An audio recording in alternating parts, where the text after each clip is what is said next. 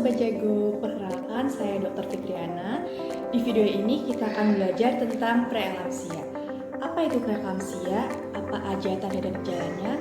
Apa saja faktor risikonya? Dan kenapa sih preeklamsia itu penting untuk dideteksi sedini mungkin pada kehamilan? Tonton terus videonya ya.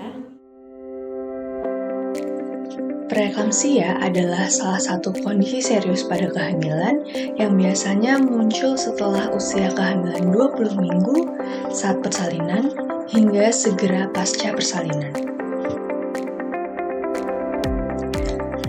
Tanda dan gejala preeklamsia diantaranya adalah tekanan darah tinggi, bengkak yang normalnya pada ibu hamil yaitu pada kedua kaki muncul pada wajah dan tangan, kenaikan berat badan secara tiba-tiba, dan sakit kepala yang tidak membaik dengan obat. Kemudian ada pun sesak napas yang tidak disertai dengan riwayat asma dan sakit pernapasan lainnya, pandangan kabur, melihat kilatan cahaya hingga adanya titik hitam di pandangan, nyeri di daerah perut bagian atas, dan mual muntah pada kehamilan berusia kandungan lebih dari 20 minggu. Tanda dan gejala tersebut berhubungan dengan organ-organ apa saja yang terganggu pada kondisi preeklamsia.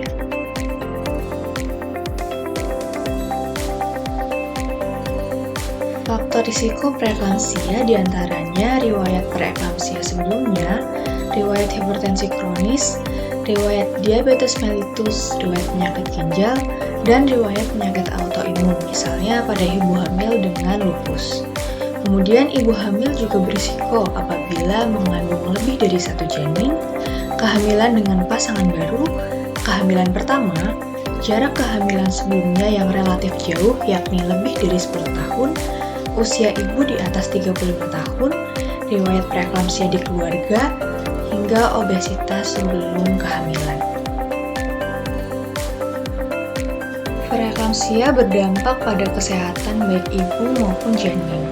Dampak jangka pendek pada ibu yang merupakan suatu kondisi kegawatan yaitu pendarahan, kejang, hingga kematian.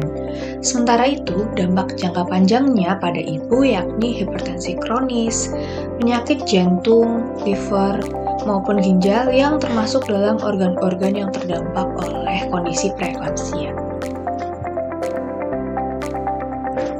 Sementara itu, preeklamsia dapat menyebabkan kematian janin, berat badan lahir rendah akibat asupan nutrisi dan oksigen yang tidak adekuat selama kehamilan, persalinan prematur, hingga dampak jangka panjang pada bayi yakni gangguan pertumbuhan dan perkembangan.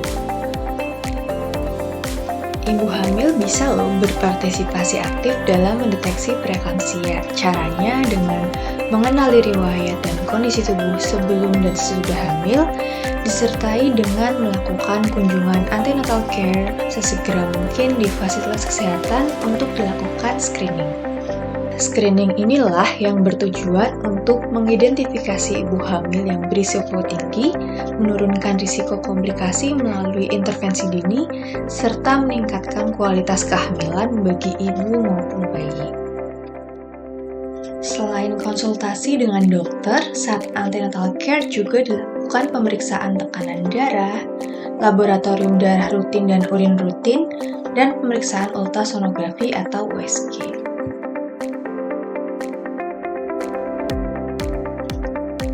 Apa saja yang bisa dilakukan ibu hamil jika berisiko preeklamsia?